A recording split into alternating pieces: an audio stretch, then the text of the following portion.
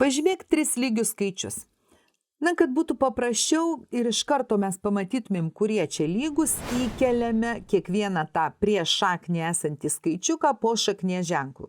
Įkeliant turim pakelti kvadratu. Prisimenam, jeigu įkeliam teigiamą skaičių po šaknies ženklu, mes įkeliam kvadratu ir dar čia mūsų tas pošaknis, kuris buvo.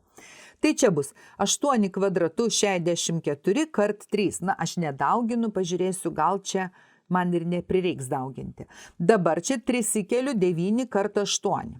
72 lengva sudauginti, tai sudauginu.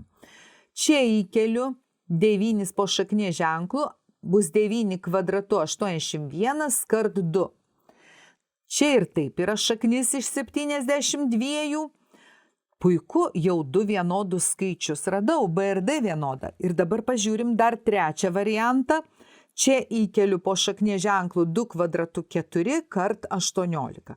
Pagalvokim, kiek čia gali būti 72 ar ne. Jeigu taip, tai jau mes radom trečią lygų skaičių.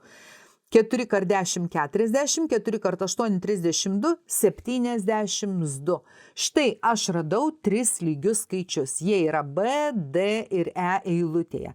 Ir akivaizdu, kad 81 kart 2 tikrai nebus 72, tai čia bus 162, nuo čia taip pat 60 vien padauginus iš 3 jau yra 180. O dar 4 kart 3 – 12.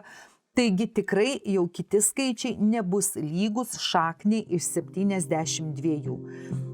Aš galiu pažymėti dar vieną išspręstą uždavinų.